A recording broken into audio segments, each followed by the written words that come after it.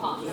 It's never too early for pom-poms. No, it's really just an attention grabber. But we are going to start with something fun. Yes. We're going to warm up your brains a little bit to thinking about where we were and where we've come. So I have 3 candy bars. Full-size candy bars.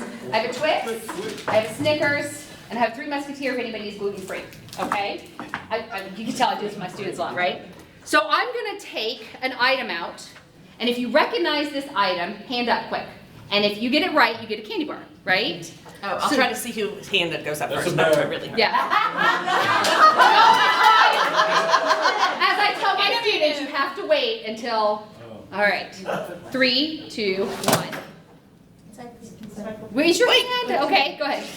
Encyclopedia. Now, is it for like a bonus, not for a candy bar? Which one would you like?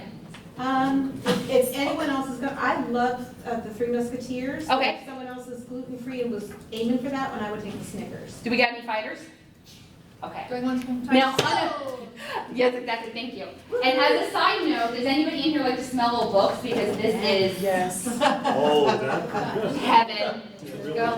By the way. It is an Encyclopedia Britannica, and it is one of a set of like 32. Right? Did anybody have these? Yeah. Yeah.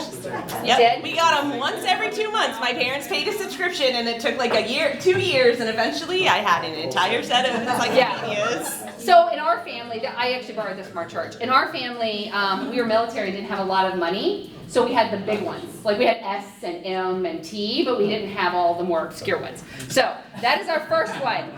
For those of us that can remember. Okay, remember, you gotta put your hands up. Yes, okay. This is the second one. It's a big one. All right. The library, Dewey Decimal. Dewey Decimal, yeah. Oh, what's it called? Card catalog. Card catalog. Do you know I also got this from my church? They broke this out, and I was like, oh, I must have that, right? Are there people in here that were born, probably y'all, that were born and never used a card catalog? Yeah. Oh. Yeah. Yeah. Back in the day, this was it. This was a Friday. It was a lit Friday night where you would go and you would have to dig out all of your possible things. And then which go candy find a bar did you real want? book somewhere in the library to match it. Thank you so much. You're welcome. And then last but not least, this is the hardest, I think. Any math professors in here? Oh, you got it first. Abacus. Oh, who got it first? Whichever, they can fight over it. Snickers, will you take it out? Absolutely. Now, do you know how to use it? So I'm glad you said that, Cody. For this, my husband actually brought it up. He's like, you should use an abacus. And I was like, okay, I know what an abacus is. I did not know how to use an abacus. Anybody want to guess what I did to learn how to use an abacus? Used AI. I used AI. I used YouTube. All the men in here, how many things have you fixed at home with YouTube? You can be honest, right? My husband fixed the toilet. He's like, I refuse to call a plumber on a Sunday. And I was like, there's a hole in my bathroom. But he fixed it, and he's very proud, right? Right. So this is an example of how in one scenario we've transcended what we used to do to what we're doing now. I used current technology, which it seems like is widely accepted in this room, YouTube, right? To learn how to use something that was more antiquated, right? That is the kind of the basis of what we're looking at. You have to tell a joke, Nate, if you're like, he's got a good one on his board, I did it. Yeah, that's. But also, these are examples of mindset shifts that we don't even think about anymore. Right. And they're totally accepted. And I would say that there were, the fact that I can use a calculator to do math now instead of this. I'm much more efficient at math than what I could have accomplished with this. All those math professors that said, you're not going to have a calculator in your pocket. Challenge accepted, right? I have one on my watch too, thank you very much. Yeah. But yeah, so we use these technologies, and for those of you that might remember late 90s, early 2000s when we had the internet come about and become widespread and we had Google, I remember the heated conversations that happened in our household about how this was ruining the world, right? And we're having those same conversations now about AI, right? We hit my next one? Yep. So when I say AI, what do you think of? Don't all jump at once. I have no more candy bars, see? Nobody wants to jump. ChatGPT, very good. What else? All the things we just learned in the previous session, right? Grammarly, yes. Decision trees, Decision trees, yes. regression, SVM. Yeah. All the things. Machine learning, deep learning. Yes. Well, okay, Cody, you're out. You know too much about AI. Okay, sure. Yeah. How many people in here have a car that is older than around 2016? Okay. So you all probably have a vehicle that doesn't have AI, but most of the new ones have AI in it. You know those features where you can look down, or when you're driving, and if you kind of look down, it'll buzz at you? That's because there's a camera recording you. Yeah? Yeah. And actually, there's lawsuits right now. This is like shock and awe, right? There's lawsuits right now that are looking at, there's no privacy associated with vehicle data collection. And so, what do you do when you go to your mechanic? How much do you trust your mechanic? Because you go to your mechanic and the first thing they do is they plug in that computer and download everything to see what's wrong with your car. On that computer is every place you've gone, where you live, where you frequent, where your kids go to school, all that stuff, and there is no regulations in place right now. So I say that to say I realize there is a negative association with AI and there's a positive association. And we kind of didn't get a chance to really dig into that in the last, we had the question come up, we didn't have enough time. So if you go ahead and answer me, thank you. So, what are the common things? People are gonna cheat, right?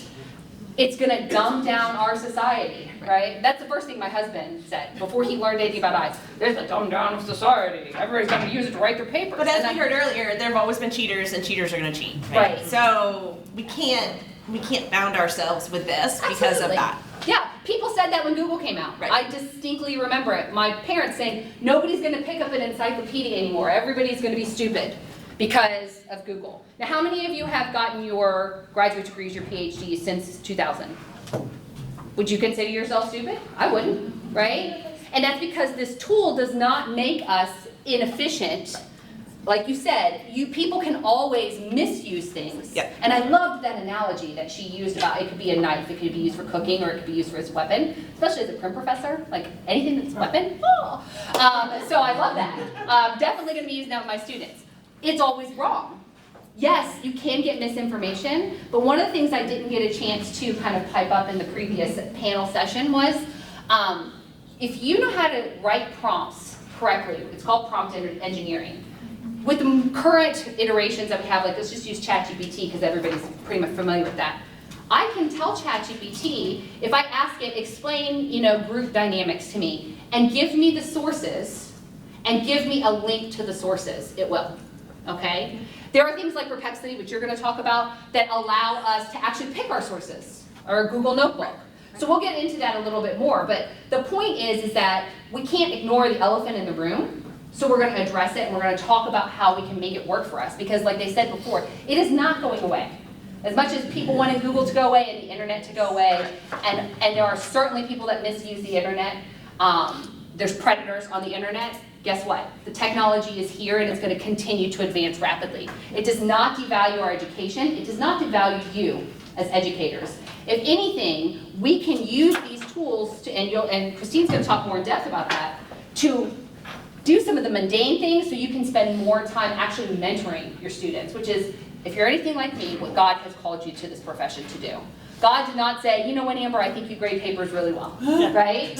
He said, Amber, I know you have a heart for helping young people discover their passions in life, and he put me here at SEO for that purpose. So while I spend a lot of time grading papers, I would love it if something mundane like that doesn't require that expertise of mentoring and the human element, if that could be automated so that I can be free to spend more time with my students. And only tech-savvy people can use it, right?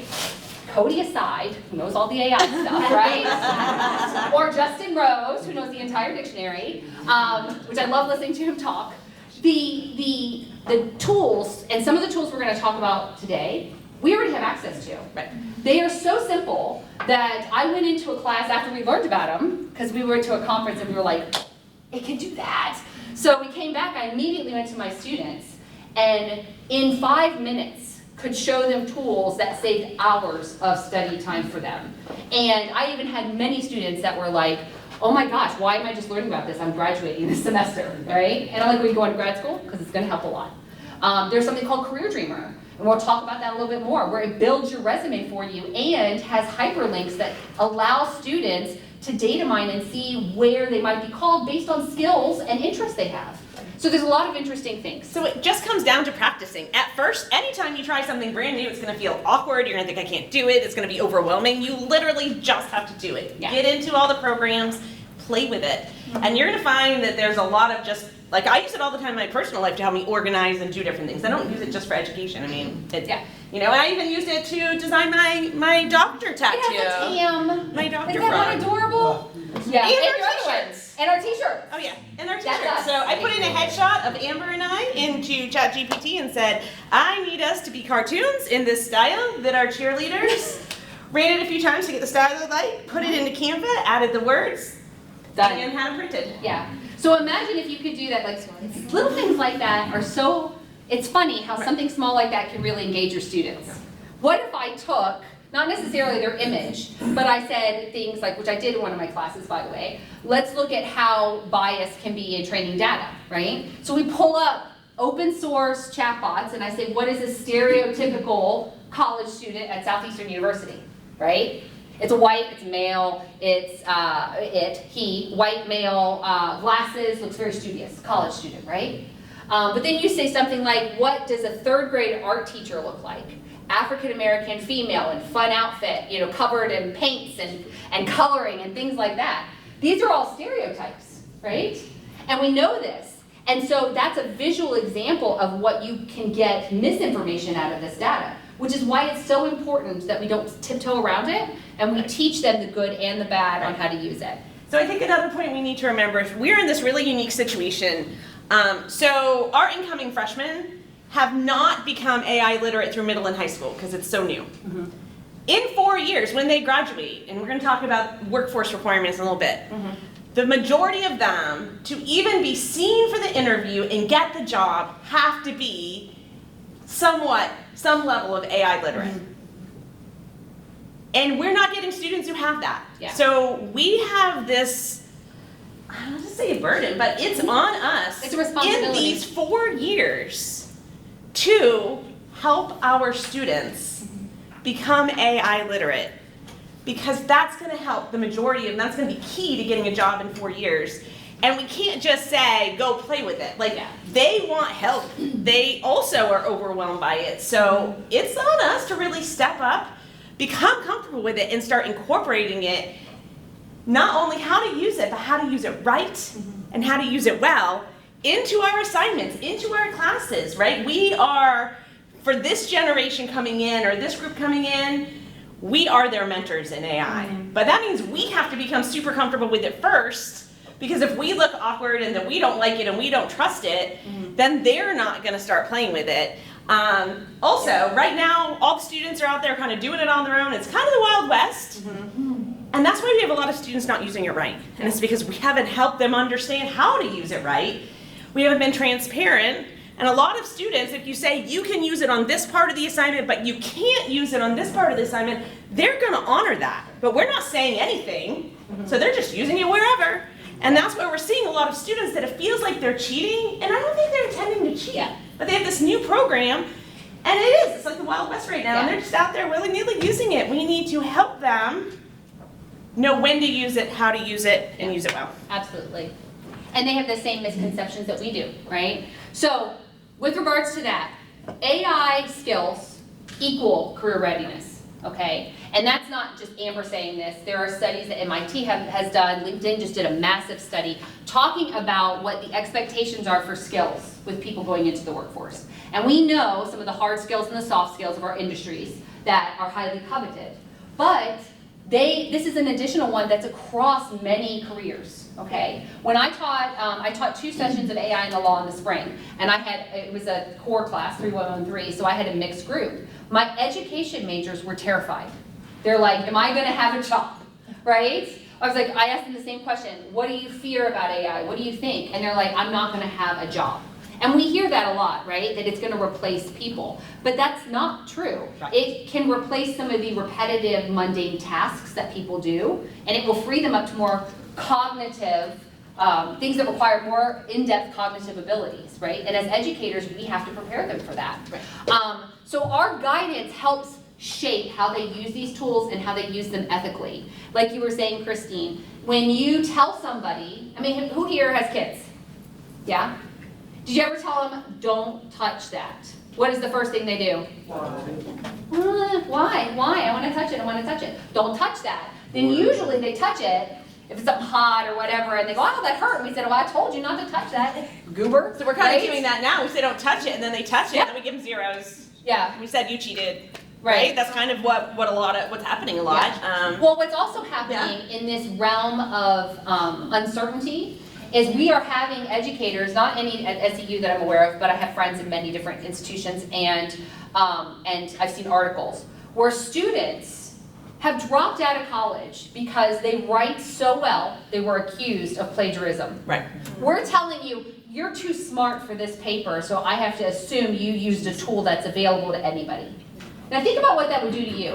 If you were sitting there and your professor said, this paper's too good, I don't think you're this smart, I think you cheated, you get a 0, right? And honestly, that's a question that comes up a lot with people I talk about or talk with in education, and one of the things that I've done, everybody kind of has to figure their own way out, but one of the things I've done is if I genuinely think that a student has plagiarized and used ChatGPT to write a paper, which you can tell, right? Yeah. You're like, you used moreover every other sentence. And keywords are randomly bolded throughout the paragraphs. Right, they didn't even change the font, right? It's a mess. So if I genuinely do that, the first thing I do is have the conversation. Yeah.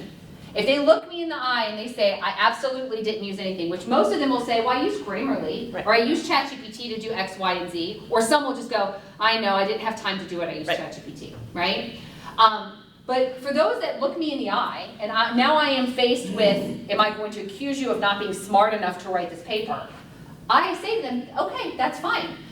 I'm going to give you 3, sitting here, break out a pencil and a pen. I'm going to give you 3 discussion questions based on this paper.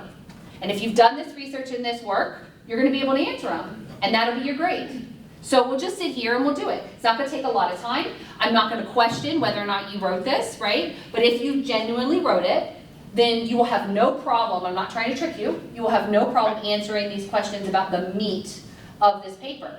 And if they can do that, well then fair enough, right? Because there are AI tools where they are part of the learning process, and maybe it like Grammarly, enhance their writing, but it's their thoughts, their research, they can answer those questions and we're all good. And I didn't accuse anybody of not being intelligent enough to write something, and we can move forward. A lot of times if confronted with that and they have lied, they're going to tell you. Yeah. Because they're going to know they can't answer those questions. And I want to caution you on relying on the Turnitin AI grade. The plagiarism grade, great, because the program can see these words exist in this journal, these words exist in the paper. Fantastic.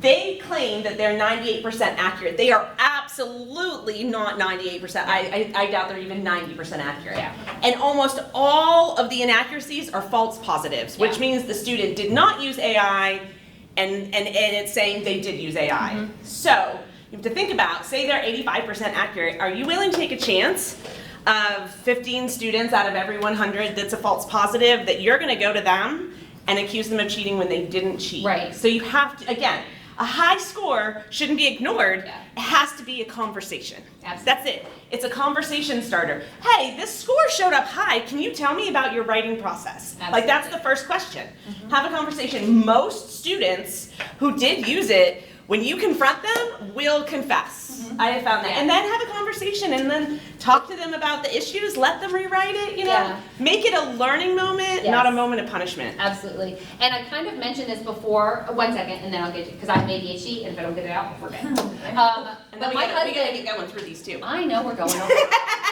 I'm a talker, she's a talker, it's a problem. Yeah. So we actually, my husband who started the master's program, one of the things I taught him was you can put things, like you can upload your paper to GPT or Gemini or whatever you're using, and ask it, like you can put the rubric in and say, did I satisfy the requirements of the rubric? Or can you show me if I had APA formatting errors? Not change it for me, show me. And so even Christina's his professor this semester, so we've had quiet behind conversations where he just says, tell her to waive the final because I'm her favorite student. I was like, you're not a favorite student, you're failing. So, what happens when you live with somebody who's going to the same school? But, you know, his writing has improved because he sees what he did wrong and he learns from it. So you, in theory, if we're using these tools right, you should have students who are advancing their writing skills. And maybe you're like, oh wait, was this ChatGPT? Because this is good, right? You know, compared to what you were last semester, because I had you at the beginning of this semester. But if they're using these skills or these tools correctly, they should be building on those skills. They should be enhancing. Okay, sorry, I'll stop talking. That's okay. All right. So something you probably know, but we had a question. I'm sorry. I'm sorry. See? Yep. Told you. So it sounds like you're talking about using it in the traditional space. Mhm. I mean, how does it translate to the online space? Oh. Because you can't always have that Right. conversation with those students. Well, you can. I've Zoomed with many of my Yeah. online students. So with online students, yeah, definitely a phone call, Mhm. you know, in that case. So I probably wouldn't, by email, I'd probably have a phone call with a student, for sure.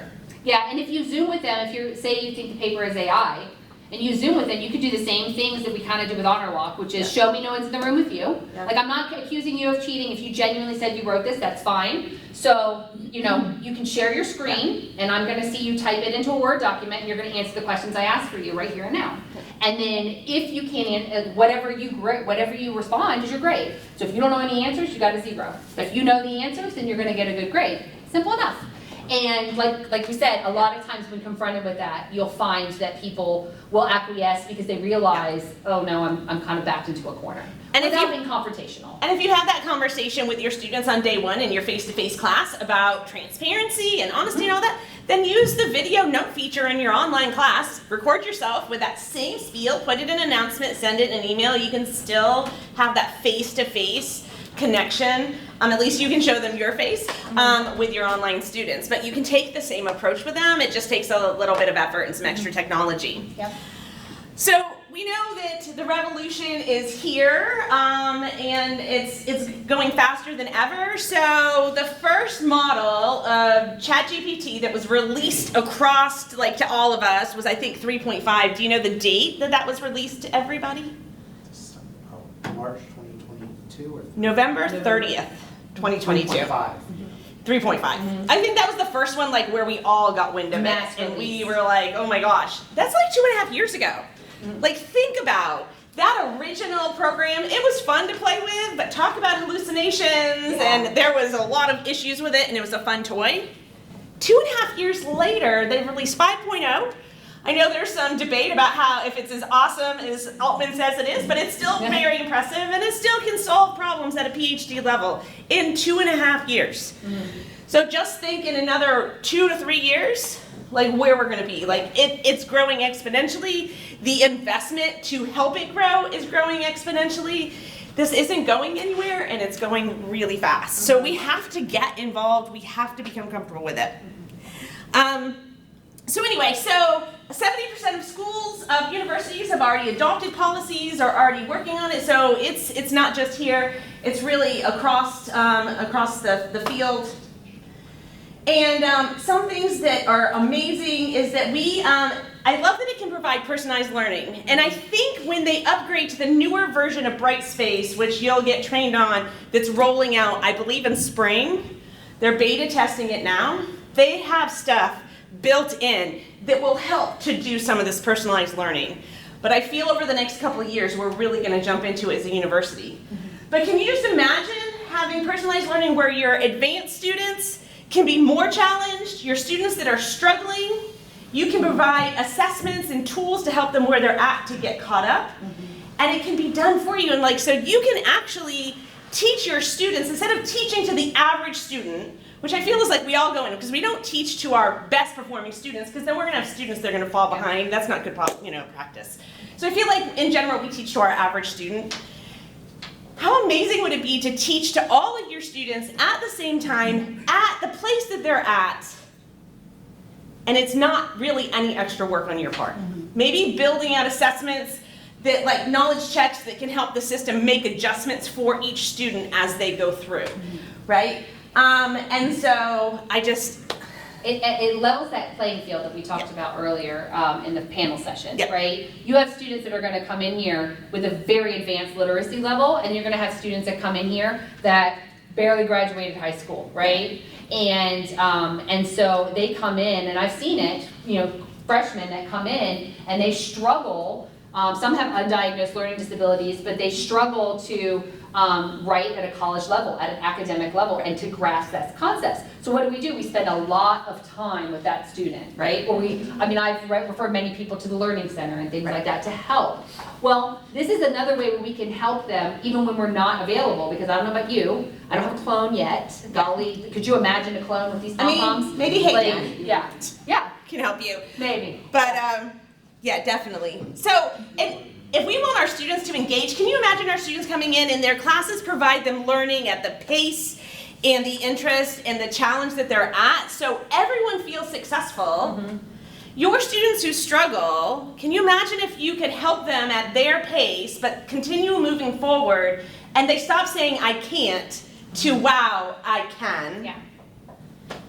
And you're giving that positive feedback and reinforcement, but it's done, you know, you've built the front end of it, so you have a tool that's helping you along the way. Right. Yes. So, considering everything, what sort of possible guardrail you think we can put in place so that our students will be smart user of the AI as a tool, Right. and not as a dependent user? So we have to change the way we assess, right? And that's what it comes down to. You have to assess in practical, critical thinking, application ways. And so it's just going to come down to changing our thought process about assessment. That's a big process, right? So that's a big shift, but that will be a big part of it.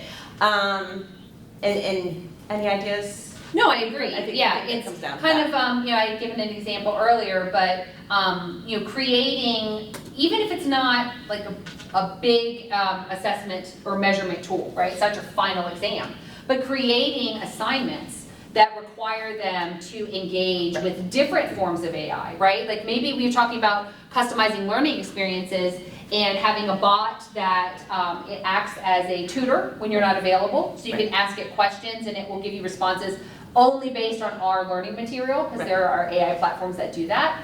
You can tell them, if you do that, if you utilize that, then we'll give you extra credit. Or show me, you know, at least once or twice in the semester, you have to utilize those tools, and most of them, you can just click a button easily and download the entire conversation. Yeah. And then you get to see as an educator the questions they were asking. Were they critical thinking questions, or were they kind of surface questions? It gives you an opportunity to go in and say, do you know if you had changed your prompts? If you had, like we call it prompt engineering, but if you had asked it in a different way or had looked at different facets of it, how much more it would have given you, and then you give them an opportunity to go back and do it again.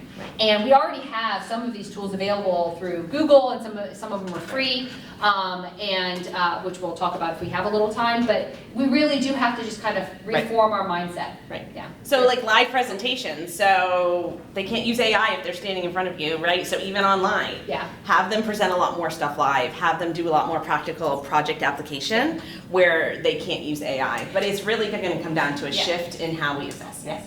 I do think we have to be careful in like actuary and medical, because you have to look at how your industry assesses. Because MCAT still proctored exams, so like in tech, for the first time Meta used AI in their interviewing process, and some senior engineers were reflecting on it and basically saying like, yeah, they need to be able to create. So I always just look at my industry. Yeah, that absolutely. That's very yeah, smart, you have yes. to definitely. I mean, Yeah. same with like our masters in counseling and our social work, you know. But that's when you're gonna like observe them actually using the skills, and you're gonna, if they've read and understood the theories and techniques, they should be able to then produce them in real time, and you will measure that, right? So, And also, I'm sorry, real quick, another thing that I incorporated that had a massively positive response. These young people learn in different ways than we do traditionally. And so I had, in the syllabus, I had, oh, you know, kind of like you do this, you research this paper, you present, yada, yada. Most of them hate that, right? Because they don't want to get up here and stand up here and look silly, and you have to keep them from reading the paper and all this jazz, right? I said, you know what, I'll give you an option. Do a podcast. do a podcast on the material, create some good, thoughtful discussion questions, and do a podcast, and then record it and send it to me. And they were so excited to do that because podcast is speaking their language, right? In a podcast, it's organic. So they start talking and they are discussing the knowledge that I wanted them to learn without even realizing that I'm assessing them, that I'm testing them, Right. and seeing what their knowledge is. So from regards of like a medical field background, if you said, look at this field of research and create a podcast, like make it fun for them and utilize those AI tools where you can look at it and see how you can assess them differently. So it's just things like that. And if you need some creative ideas, you can go to something like ChatGPT and say, I'm measuring this material and I need an assignment that's AI proof. Like Yeah. it will actually help will. you create assignments We do it. where parts of those assignments can't be used. So Yeah. if you need creative ideas, it will help you. I put an assignment in and said, if somebody was using ChatGPT to cheat on this assignment, what are some of the things you would give it? And it spit it out. Yep. Like some of the examples it would use and stuff, yeah. Can I ask a question Sure. along those lines? How transparent do you need to be as the presenter? Yeah. Like, hey, I'm using AI for the content I'm presenting to you. So I think that it's a relationship building thing. Yeah. So I actually take like a day or a part of a day at the beginning of the semester and I talk about only AI. And I talk about ways that they can use it, if there's any assignments that will incorporate it, here to answer questions. I show them the resources that we have at the library and some of the other resources available to them. And then if I use AI, like I've told my students, I feel like I give you guys, do you feel the feedback's useful? Because I feel like I'm saying the same thing, because they talk. Right? They're like, oh, she said the same thing for me, right? You can't copy and paste across the board because they will talk about that and then you look disengaged. So I've told them, I'm like, hey, did you like that feedback? Because I'm trying to do something out with ChatGPT to see if I can give you more specific feedback. And like, oh yeah, I really like that, it helped.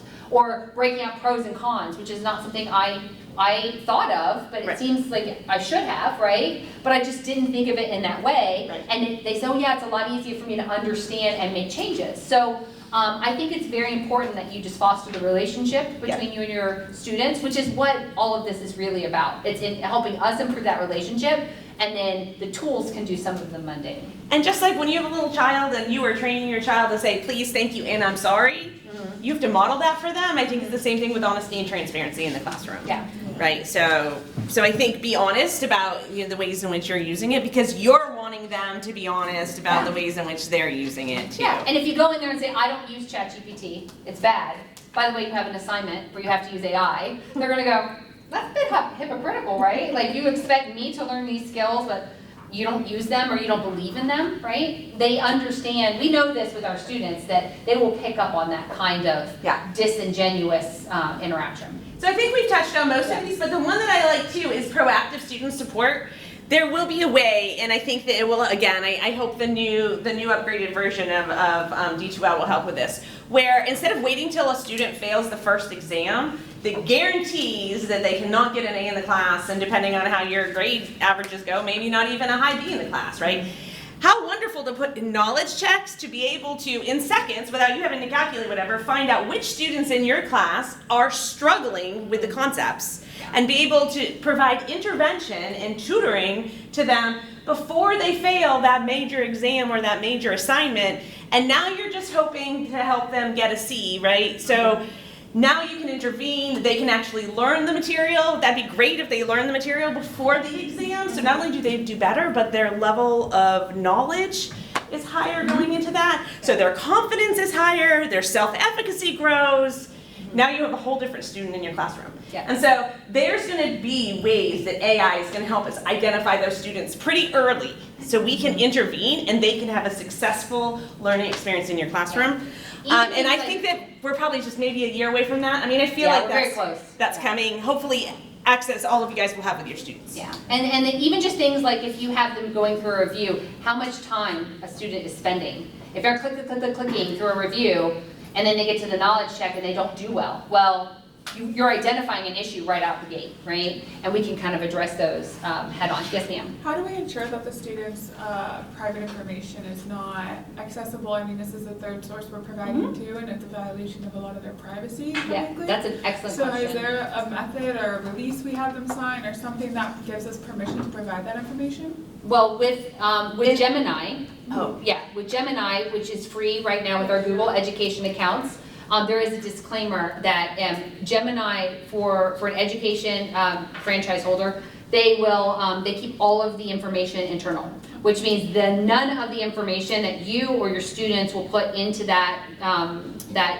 AI will be used for training data for anything outside of SEU. And then also if I was, like, say I wanted to get some better feedback on a paper, I would never include students' names. And No. so I don't foresee a situation as educators. Yeah. Support services, that's probably a different question and how they might end up using AI over time. But as educators, I can't imagine a situation where we have to put anything in for feedback where we have to include student information. Well, I think even without their name, isn't it still their intellectual property? Yeah, and there's some lawsuits talking about intellectual property. Yeah. I don't upload student papers. What I do is I put my feedback in, and then I kind of put the rubric in and say, like, this is, because from my general feedback, they get an idea. And then I say, how can I make this more robust? These are some of the issues I identified in the paper. And then ChatGPT has helped me reformulate how I explain that. And then, like I mentioned in the previous panel, I will ask it, give me some examples in the criminal justice field, because that helps relate things back to what they're studying. And we saw a demo of and so I could see this coming down the road too, when we went to our conference for grading software that was integrated into Bright. And so they, everything's kept within that, and they already have all the encryption security but all of that is already guaranteed by that third party that works specifically and is integrated. And then I would imagine we would just let students know we use that, but that's a very closed system. That's the only point of that product, so it was created for that in mind, and they've already addressed Yeah, I was a gonna lot say, of like, that. whose responsibility is it to have those documents signed? Like, the school, do they provide that? Is it the professor's Well, responsibility? That'd probably be a We're Justin actually- Rose question. Yeah, and honestly, this AI Institute that we're a part of this year Yeah. looks at policy and implementation across all levels of the Yeah. institution. So by the end of this academic year, we will probably have some firm things in place that we can answer those questions and provide to students as well as faculty, where it's clear guidance across the board and not like willy-nilly. Right, right, and that will help all of our instructors everywhere follow those same, because we're kind of lacking that right now, but we're working towards it. And again, part of that's coming from this has changed so fast that we're trying to catch up. Yeah. One thing that I love about it, about AI is being a partner, because I think that's really important. It's not replacing us, it's a partner. Yeah. Only we can mentor. Only we can share our heart with our students. Only us can make that connection with our students. AI will never take that away, and we always have to do that. But AI can free up some of the time of the mundane stuff. So just think about it. If you spend 10 hours a week doing administrative, grading, other various stuff, if at some point like AI could say, just give you 4 of those hours back, what could you do every week if you had an extra 4 hours? Could you mentor more students? Could you have more one-on-ones? Could you work on a research project you've been wanting to work on, or write a book? Like, Yeah. it's going to provide us more time back where we get to do what God has called us to do and not so much of the mundane stuff. And again, I think over the next year or two, we'll bring more programs, more opportunities, and more training on how to make that happen. And then the individual tutoring, again, having that tutoring system set up. So a student's working on an assignment at 11 o'clock at night. They probably should have worked on it sooner, but it's 11 o'clock at night, and they don't understand a concept, they need it explained to them so they can do it well. If they emailed, called, or texted you, in no situation are they gonna get a response from you at 11 o'clock at night. I just dumped soda on your computer. IT, you saw that. That was not me. Yep. Anyway, Someone check. yeah. This is not something that can be fixed with AI. Or pom-poms. Yeah. Anyway, She's so excited, she just can't help it, yeah. But how We need wonderful a lot is more this than if that. the student can get that tutoring in real time to then complete the assignment and to complete it accurately and learn from it. Yep. Sorry, Amber. It's okay, we'll advance. It's sweet. Yeah. Look at that. All I'll right. work on this, you talk. No, I think We covered this one? yeah, I think because we're behind, I want to open up some. So, oh, this was the teaching partner one. Was I not on that slide before because I was teaching? No, I tried to give you the eyes, but I don't think you saw it. So this is the teaching partner one. Okay. Anyway, so again, time saver, real-time class insights, we've already talked about that. Innovative content creator, I want to land on that for a minute. I am not a blank paper person. You cannot give me a blank paper and say, come up with an idea, bring you all on your own, and it's not going to be that spectacular or creative. But I'm an idea sparker. So you tell me something and I'll be like, oh my gosh, and I don't want to use your idea, but that sparks something in my mind, and then that leads to all of these different sparks, and then I have an assignment that's unique and it's mine, but I have to start somewhere. So I found that, that AI has really helped with, and I'm not going to say give me an assignment, I'm going to say I'm teaching this concept in an online class or face-to-face. Give me 5 suggestions. So I'm going to read through all 5. I'm not going to use any of them as is. But those 5 things, I'm probably going to pull here, here, here, and then add in my own ideas that have come to me as I've read these, and I've come up with some really creative assignments. Also, how amazing would it be? Because how many of you have an exam or quiz that lives on Quizlet on the internet? All Because of your us, students- if you don't think you do, we do. Exams that students can have digital versions of and have access to, it's probably on Quizlet, especially if you use the test bank, because even if they didn't put your exam up there, the entire test bank from your book is probably on Quizlet, right? So how exciting, and you're going to be able to do this with a new version of Brightspace, that you feed Brightspace the content, and you say, create me a multiple choice exam, and it does that. Then the next semester, you say, take this exam, but reword my questions covering the exact same concepts. Yep. And then the next semester, reword it again. So Yeah. now you're giving Or shuffle quizzes the and exams. questions or things Right. like that. So now you're giving quizzes and exams every term that cover the same stuff. You're not rewriting it from scratch, but it's unique. So those are just some examples. It can help with lesson planning. It can help with study guides, all sorts of stuff. So I think that's been, it can really help us to become more engaging Yep. and come up with really cool assignments too. I switched it for you. Okay. All right. We may have covered some of this. I think so. But they- I think this is the academic. one that we haven't covered yet, and I want to land on. All right, so now for students who say have dyslexia, it can just read to them. Students who have vision problems, our classrooms will be able to just read the material to them. Our students who English is their second language, our courses will be able to translate for them. Yeah. So they better understand the concepts because they're getting to read and do it. And then after they've done the work, it can translate it back into English for you to grade. Yeah. It just brings equity and accessibility to everybody. Yeah. And we offer everything to the students for free, so it doesn't matter if they have wealthy parents, if they're here on scholarship. Everyone's going to have access to these same tools, and it's really going to... Yeah. And we're also a global university, right? So we have people all over the world that are struggling. English is their second language, and this is a way to level the playing field. You know. Yeah, because I know, like Human Services, we have a lot of students from Uganda. And I know we have other programs out there. Yeah.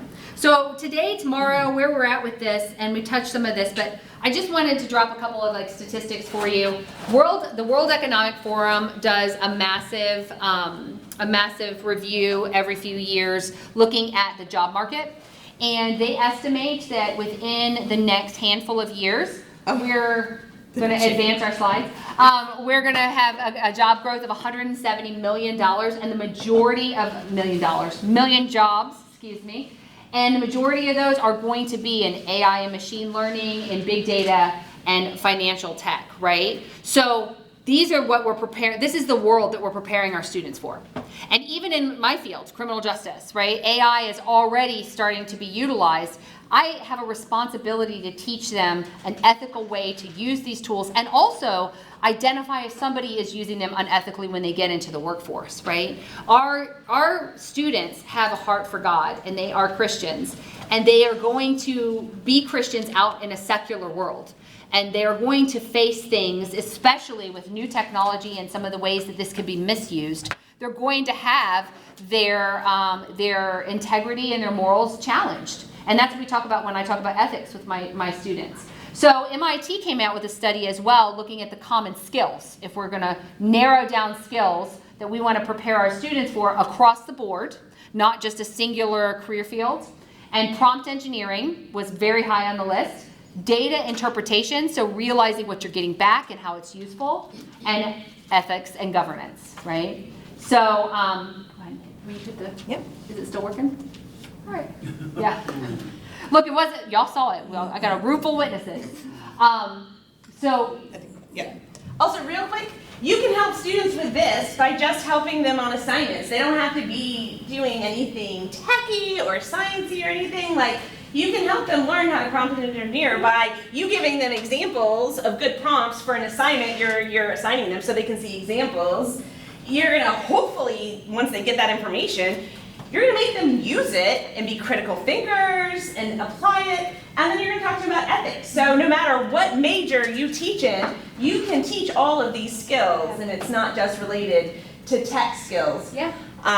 So, And you can make the assignment prompt engineering. Yeah. I've done that, where I'm saying, come up with, you know, critical thinking questions and design a prompt, show me your discussion, and it was overwhelmingly received. I mentioned that in the panel, so I'm not gonna go into great detail, but Holland was in that class. Yeah. And I didn't give them a page count. I said, I want you to think of critical issues in criminal justice today. Teach your bot to have a dialogue with you as either Aristotle, Plato, or Socrates. And then you have to show me your dialogue, and then I want you to reflect, and is based on what we've learned, did that meet your expectations? Was there something that was not true that you got, or something that you were confused about? And the students ate it up. So the average paper was like between 12 and 16 pages. I had one that was 19 pages, and I'm like, bro, I gotta grade these things. Like, I did not expect that. But they were so excited, and when I went through, I could see them. They were asking way more than the 3 questions I asked them to ask, and they were engaging, and you could see how they were thinking more critically and changing their prompts to get responses that were in detail to what they were interested in. And that is important because regardless of their industry, they have to have that kind of skill and knowledge. and I think what makes me excited about this in giving assignments to our students, like, we have students who need to be better critical thinkers in our country. I mean, we have a whole country that needs to be better critical thinkers, right? Yes. So before, if you were asking them to create the original information, do the research or whatever, and then analyze and use it, but you knew it was going to take them 2-3 hours to create this, then you don't want to add on another 2-3 hours to use it, right? But if ChatGPT with a prompt can create this, now the entirety of the assignment and the time you're asking them to devote can be higher order thinking, critical thinking, application. I think if we go into this change in education with the right mindset, we can produce students that are stronger students, stronger critical thinkers, and better prepared to go into the workforce than ever before, because we can also help them cut out the monotony of like the beginning of the assignment, and they can just use it and think about it and analyze it, and really we can push our students to go further than we might normally push because we know they're spending all this time just gathering stuff. And that's what it's going to be like in the workforce, right? They're going to come into whatever their job is, and they're going to use AI to get this base information, and then their job's going to expect them to be able to use it and think about it and apply it. So we need to train them how to take this information. How do you use it? How do you think about it? How do you apply it? And that's a great segue because I think we've talked about maybe the next slide. Yeah. Christine and I are going to be working on workshops that both for faculty and for students on some major pieces of AI that we already have access to or that are free. So you might be familiar, Tab, I know that you mentioned Notebook. A lot of people are familiar with Notebook. Career Dreamer is one that a lot of people are not familiar with. And when I showed that to my students, their mind was blown.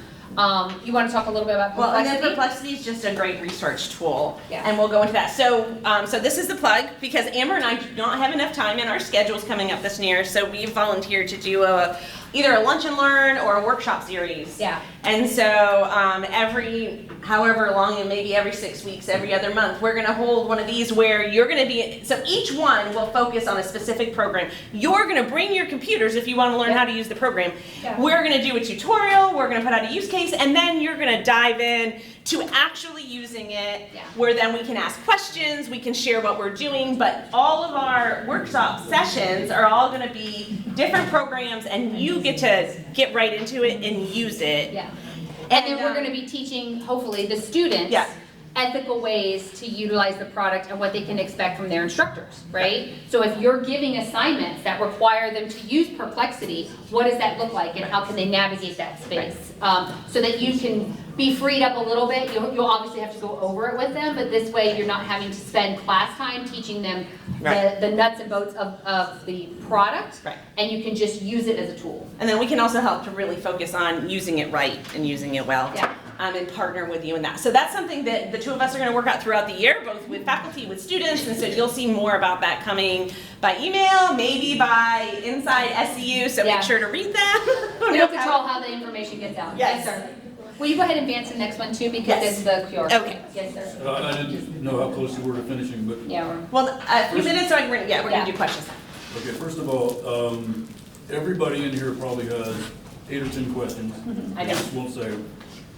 Second of all, great job of cramming a whole lot of information in a very quick period of time. Thank you for citing your work. Will we get a copy of the PowerPoint? Yes. Yes, sir. We have all the resources on these Or subsequent 5 or pages as well. whatever it is. Everything that you talked about is great and will work for face-to-face. Yep. Going back to the online courses, which I've developed for trades, like 36 courses. A lot of them stink because I did it so fast. I can't go in there and change them myself. You're also teaching in course work that's 5 or 6 years old or older. And you look at it as an instructor in your online class and you say, this is so antiquated. Well, it's super antiquated now. Right. There's no way, and I'm glad that Justin announced what he did for possibly spring, and I'm trying to get this done out quick, because there's no way we're gonna be able to catch up with the students in the online courses with what they're actually doing if we don't have access to them. Right. The online courses. Yeah. Sending ideas and changes to Rachel Zeich is great, Right. but she is swamped. Yeah. She's with one capital- person. The capital SWAT. And doesn't have time to do all of it. So I think having, the last thing you just talked about was having courses that, or seminars or whatever, for students and the professors is great. And we're gonna be continually catching up with it. We're never gonna catch up. So, anyway, that's all I had to say. So- You're absolutely right. For online, because that's where I live most of my time, in the world of online, and I've created many courses like you. So I think a couple of things. So it does sound like in spring, you'll have the opportunity to gain editing rights to your classes. And so I guess, Emily, maybe now till spring, start reviewing classes that you think need the most changes and start coming up with ideas and things that you could incorporate. And then once you have access, then you'll be able to go put those changes in yourself without having to wait on digital learning. And not for anything, but Christine and I are here. Yeah. I'm on campus a little bit more than she is, but if you want to go grab a drink at Portico and maybe brainstorm how your industry might incorporate some of this stuff, I'm happy to do it. We can bring my computer, we can pull ChatGPT, we can, do all kinds of fun things and kind of just brainstorm it, because I think multiple brains are always better than one. So if you want to get some people together and have those conversations, that's what we're here for. And same if you develop online. So I'm also a digital learning fellow, my title I got last year. But anyway, I help them in course development, and I've developed about 60 courses here at Southeastern over the past couple decades. And so I'm pretty familiar with Brightspace and their whole processes and everything. So I'd like to also, if you want ideas, because I'm starting myself, I have my whole psychology undergrad, that courses haven't been touched in 4 years. They definitely don't incorporate this. And I'm really starting to brainstorm myself, how can I take what I'm advocating for and put it effectively online and all of that stuff. So I'm starting that process also of how to revamp online and how to do it well online, because we don't have all of the safeguards as students sitting in front of you. So I have some of those same questions and thoughts. So I'd be glad to grab coffee at any point with anyone who just wants to brainstorm and email whatnot us, about online classes. If you want a copy of the PowerPoint, we did include 2 slides with all the references with hyperlinks. So you're more than welcome to have the PowerPoint, and email us anytime, because we also will learn from you, right? These conversations need to happen, and we're all going to kind of grow from them. If you had any questions that we didn't get to, please feel free to either hang out and walk with us over to Lunch and Learn, or you can email us those questions. Yep. All right? Thank you guys so much. Thank you guys for coming.